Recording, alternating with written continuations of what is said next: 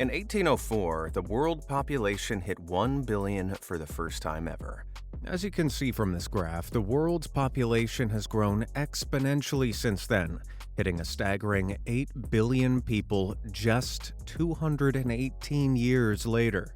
What's scary is that this trend is showing no signs of slowing down, and all those people have to live somewhere.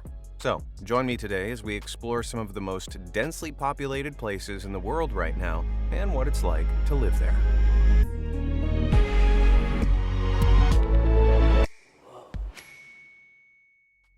Hong Kong high-rises. If I had to pick a favorite car, I'd probably go with the classic Rolls-Royce. If I wanted to get my hands on one, I'd have to head for Britain, right? Wrong! The city with the most Rolls-Royces per person is actually Hong Kong. It's no surprise there are so many of these luxurious rides around.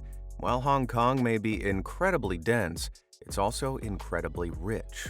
Home to 96 billionaires, putting it in second place on the list of cities with the most billionaires.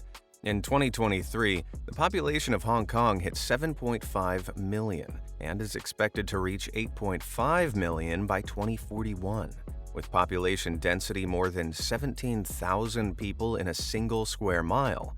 For perspective, if you were to lay them out on a square grid, there'd only be 45 feet between each person.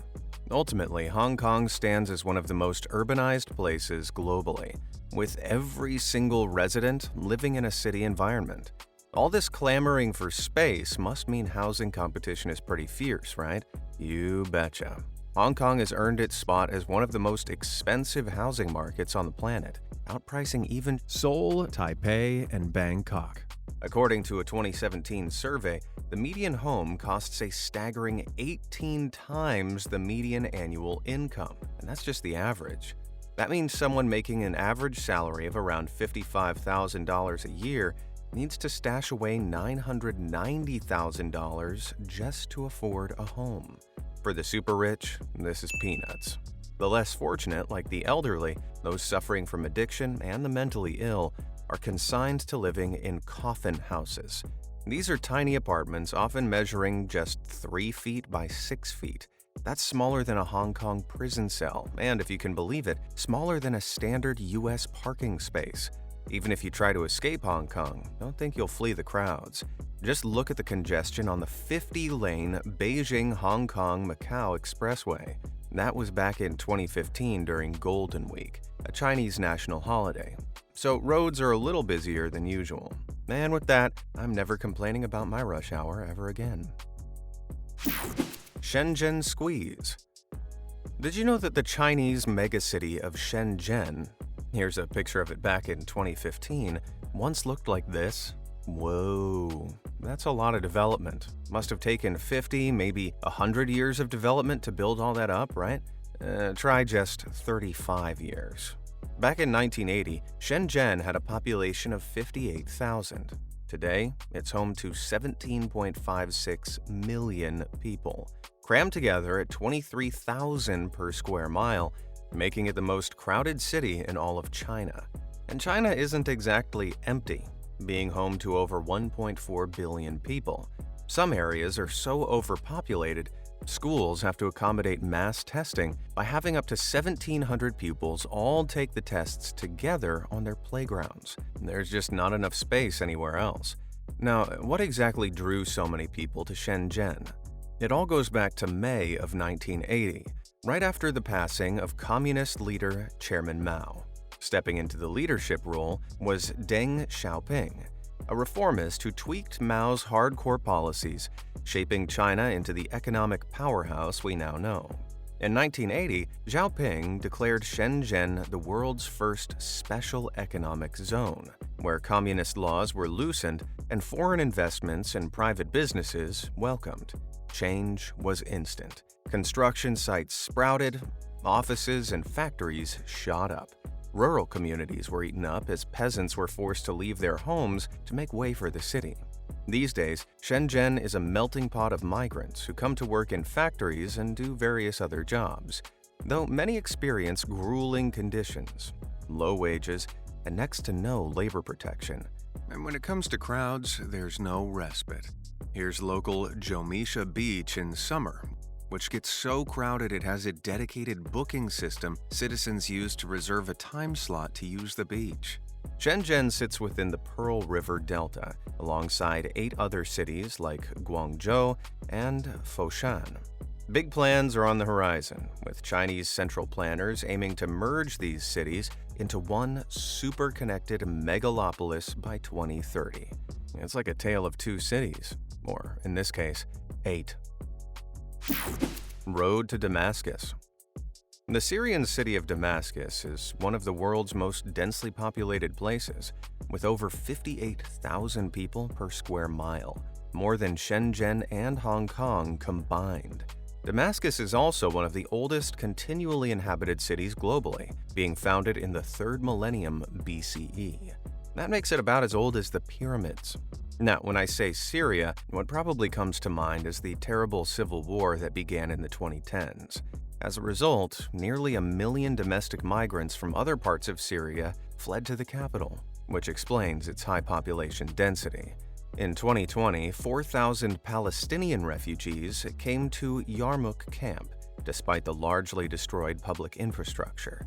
Due to being in the middle of a civil war, Damascus doesn't fare too well on the global livability ranking. In 2022, it was listed as the least livable city on Earth, scoring poorly on factors such as stability, healthcare, infrastructure, and education.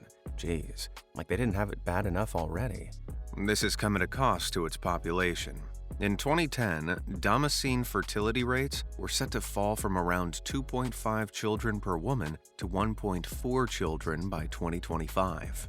Young people are delaying marriage, as some want to finish their studies to secure a better life, while others aren't set up to cover traditional marriage costs. The civil war doesn't help either, so perhaps Damascus won't be on this list much longer. In spite of the turmoil, ordinary Damascus citizens carry on with life as best they can. Take the Damascus Gate, for instance. It's the world's largest restaurant. It has over 6,000 seats and covers around 214,000 square feet. That's 3 times as big as the White House. Probably has a more varied menu, too. Malay masses. Ah, the Maldives. The classic tropical paradise. A hub of luxurious resorts and beautiful beaches. But did you know that this idyllic haven could soon be underwater? The chain of islands that compose the Maldives are under threat from rising sea levels brought about by climate change. Take Marley, not only the most populated island in the Maldives, but also the 5th most densely populated island globally.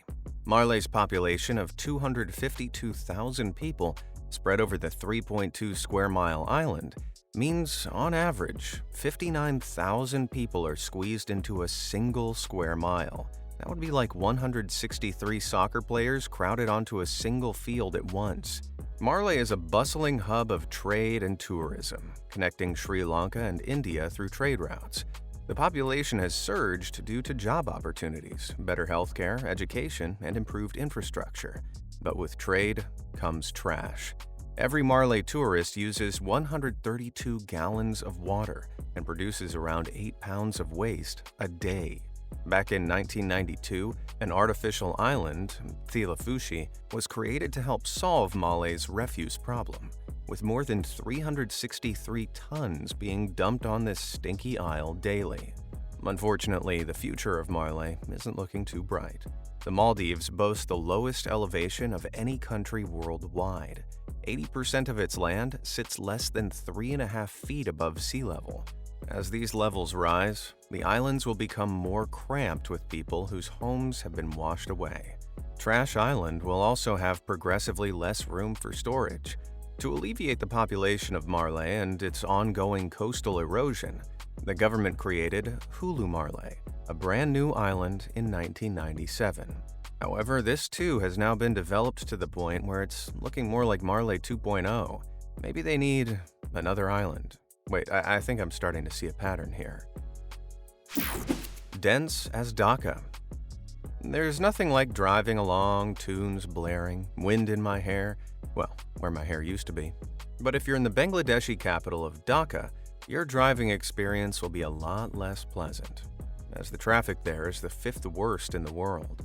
Drivers have to battle with over 1.8 million vehicles on a labyrinth of roads, with the car's average speed being just 4.3 miles per hour.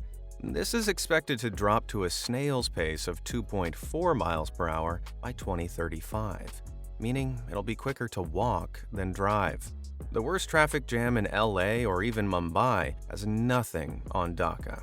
And if you thought you'd take a quiet trip on the train, you've got another thing coming. Every day, around 8,000 to 10,000 people clamor onto any available train, and I literally mean clamor, with all available space used, even the roof. In 2023, Dhaka's population was 23.2 million, a whopping 13.6% of the entire country's populace, which adds up to a population density of more than 60,000 people per square mile, and the city's growing. Each year, 400,000 people stream into the capital. Many new residents are lured by better-paid work, and some even fleeing climate-caused disasters, creating a scarily unsustainable amount of growth. Funnily enough, there's been a recent trend of these low-income megacities. Back in the 1960s, countries earning less than $1,000 per person annually had a low urbanization rate of less than 10%. Fast forward to 2011, and the urbanization in similarly developed countries rocketed up to 47%. This boom has led to megacities like Dhaka that struggle with lackluster infrastructure and clogged traffic. Packed in Porto. The Caribbean country of Haiti has a current population somewhere around 11.45 million, and many of those citizens have had a rough time lately. Though when I say lately, I mean for the last 250 years. This country has been hit by invasions, unpayable debts, natural disasters, and political instability. And nowhere is the nation's turbulent history more evident than in its capital, Port-au-Prince. In 2022, its population was estimated to be 1.2 million, meaning some 71,000 people are squeezed into every square mile. That's more than 2.5 times the population density of even New York City. Rewinding to January 2010, a monstrous 7.0 earthquake leveled much of Port-au-Prince, costing the lives of over 200,000 people. Homes were shattered, and survivors found themselves making do in overcrowded slums. On July 7, 2021, Haiti's president, Jovenel Moïse, was assassinated amid protests over rising fuel prices. Since January 2023, the country has lacked a single democratically elected government official, and it's unclear when the next presidential election will be held. As a result, around 150 dangerous gangs control more than 60% of the capital. In Cité Soleil, the most deprived and densely populated commune within, gangs rule the streets. Essential resources like food and health services are scarce, thanks to the gangs blocking Cité Soleil's entrances. Unsanitary conditions have worsened, leading to outbreaks of infectious diseases like cholera. Throughout these struggles, people have taken to the streets demanding action against gangs and for better security. For the youth of Port-au-Prince, joining gangs might seem like the only path, but there's still hope. Charities and organizations are stepping in to provide a semblance of normalcy to young people in Port-au-Prince, offering games, dances, and a taste of childhood, even when life is anything but simple. With a countrywide population of 11.45 million, though, they have their work cut out for them. Bursting B'nai. If you head over to Israel, get ready to see museums galore. Israel holds the record for the most museums per capita of any country. That's not the only thing it's got a lot of, though. There are scores of people, too. Israel has a population of 9.3 million, and it's predicted that by 2065, that number will be as high as 20 million, making it the most crowded country in the OECD, the Organization for Economic Cooperation and Development. To us non-geopolitical types, that's some 38 countries that make up the Western world. Nowhere is Israel more populated than in the city of Bnei Brak. In 2022, the population density was listed at 78,000 per square mile. About 95% of the community are Haredi, which means they're ultra-Orthodox Jews. If there's one thing Israelis can be proud of, it's that they're one of the most fertile countries in the West. On average, Haredi parents have just under 7 children. I know what you're thinking. How do you have just under 7 children? Do people have half children? No, that's just how averages work. Anyway, like a lot of places I've mentioned so far, Bnei Brak struggles with poverty and is one of the poorest cities in the country. In 2017, 47% of employed residents were making minimum wage or even less. Many rely on donations from fellow Haredi communities over in New York. During the pandemic, the infection rates in ultra-Orthodox parts of Israel were 4 to 8 times higher than anywhere else in the country, partly due to overcrowding in large families. Even with these challenges, 98% of locals claim to lead a pretty satisfactory life. Only 8% consider themselves poor, and less than 10% go hungry because they don't have enough money. But how does this work? Well, Haredi folks live in tight-knit communities that function in their own little closed economy. Now that's what you call community spirit. Overfiller in Manila. You may have heard of the Thrilla in Manila, that epic match between Muhammad Ali and Joe Frazier that was one of the most hotly anticipated boxing matches of the century. What most viewers didn't realize was that was about as hard as most Manila citizens have to fight on a regular basis just to grab a parking space. As of 2023, the population of the Philippines' capital is 14.6 million, squashed into roughly 16.56 square miles. That's 111,000 people crammed into each square mile. So, what's causing everyone to flock to this place? Well, one of the reasons for Manila's growth is rural poverty. People in the countryside have fewer opportunities, so they up sticks and move to the city. Manila is overflowing to the point where children have to go to school in 4-hour shifts throughout the day, with some classes starting at dawn. The Philippines also has a strong Catholic faith, and with subjects such as birth control considered taboo, it results in more young pregnancies. All this has taken a toll on the wildlife. Lack of sanitation means sewage and garbage end up clogging the Pasig River, which runs through Metro Manila. Sadly, the river was declared biologically dead in 1990. However, it's not all bad. There have been attempts to rehabilitate the river, and renaturation programs have seen some species return. Hooray! The same positivity can't be applied to Quezon City Jail, a 5.9-acre prison built for 800 prisoners, but as of 2016, houses 3,800. It makes the rest of Manila look like a national park. 160 to 200 people can end up crammed into a cell built for 20. Food and rations are provided sporadically day and night, sometimes with bits of junk and cockroaches inside. Men must take turns sleeping wherever there's room, be it on a damp floor, underneath a bed, and on staircase steps. I had to sleep on the stairs once when extended family came to visit, and let me tell you, it isn't fun. Maddening Migingo. When you were a child, did you and your friends ever fight over stuff? You know, silly things like over a toy, candy, or an island. Wait, what was that last one? Well, in 2016, Migingo, a tiny little island, was the scene of an international squabble between Kenya and Uganda. Migingo's story starts in 2004, when one eccentric fisherman who lived on the island caught an unbelievable amount of fish. The island itself is located in Lake Victoria, whose waters are precariously shared by Uganda, Kenya, and Tanzania. Word of the catch eventually spread, reaching Kenya and Uganda. The island's landmass is only half an acre, which is smaller than Bill Gates' house. However, that didn't discourage people from relocating there for those sweet, sweet fish. Or rather, the money that comes from those sweet, sweet fish. Nile perch is worth tens of millions of dollars in exports to the EU and beyond every year. Sadly, and rather predictably, that money doesn't all go to the fishermen doing the work, but they still make a living. In Migingo, fishermen have caught more than 220 pounds of fish every day, which can earn them over $370. That's around 3 to 4 times what the average Kenyan or Ugandan makes in a month. Though this industry has taken its toll on the waters, with some fish stocks falling by 80%. Looks like there aren't plenty more fish in the sea or lake.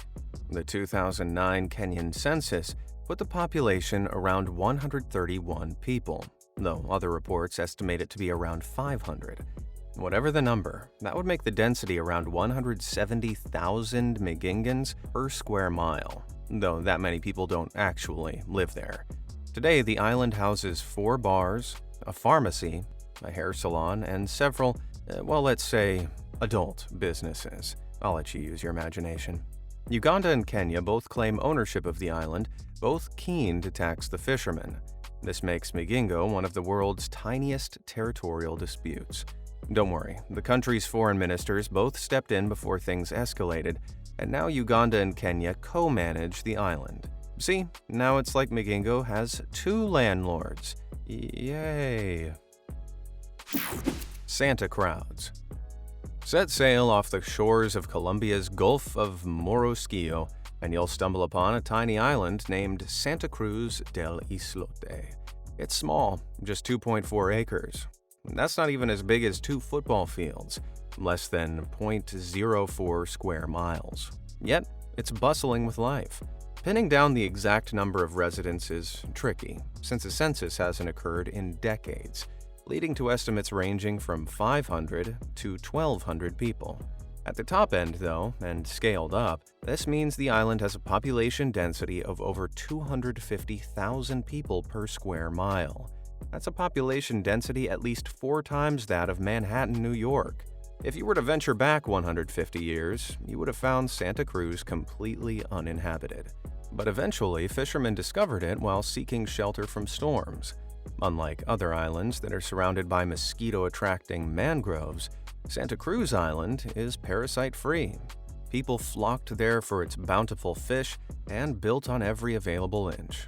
The island's residents even extended its land by gathering whatever they could find: sand, shells, tree trunks, and even litter. Since 2017, the island boasts 97 houses and 47 permanent families who mainly rely on tourism for income. Fishing was once the main source of profit, but has been in decline due to climate change and unsustainable practices. That isn't the only problem facing Santa Cruz.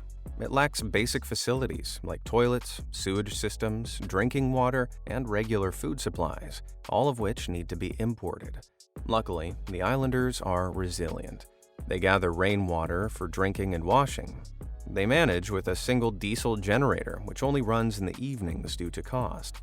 To lighten the load, solar panels were installed in 2015, courtesy of the Cartagena government.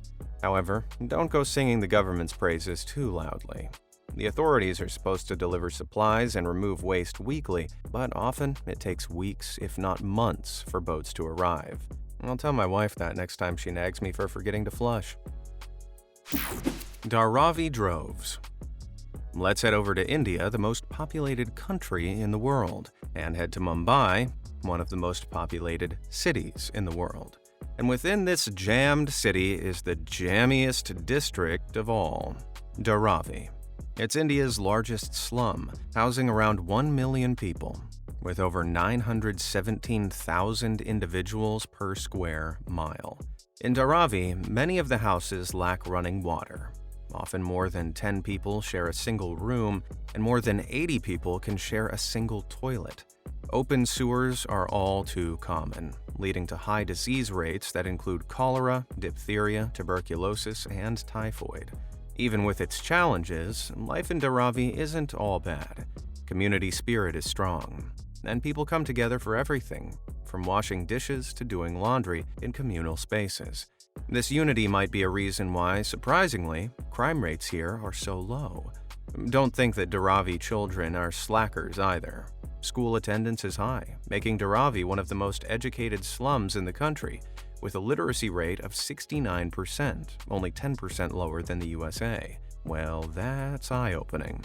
Despite its poverty, Dharavi is surrounded by industrial and financial hubs. This hasn't gone unnoticed by developers. many of whom have repeatedly tried and failed to build upon the land since the 1990s. To transform this area, 3 problems need to be tackled. Big plots of land need to be snagged, investors lured, and new homes need to be found for the massive community. Not exactly easy requests. For residents to be eligible for relocation, they must prove they've lived in Dharavi before January 1, 2000. However, up to 40% of the population lack the proper paperwork. To complicate matters further, by April 2023, the Mumbai government had only managed to get their hands on around 50 acres of tight-packed land for the relocated Dharavi population. So, clearly not their top priority. Walled in. Not too long ago, in an enclave of Hong Kong, was a city like no other. Kowloon Walled City. From the outside, you'd think it was a bunch of buildings built into each other, and you wouldn't be wrong. This city complex was 6.4 acres in size, but packed inside were 50,000 people. That's around 4.97 million people per square mile, nearly 5 times the density of even Dharavi. Kowloon's history begins in 1843, during the Qing dynasty. The walled city was erected as a defense against British influence. After the Qing dynasty's fall, the British claimed ownership of the city but left it untouched.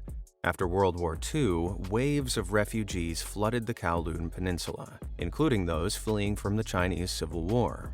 By 1947, the city housed over 2,000 squatters. Unrestrained by any architectural rules, people began building on top of pre-existing structures left, right, and center. Eventually, the city morphed into 350 interconnected high-rise buildings, 10 to 14 stories high, each a mishmash of materials, sizes, and heights.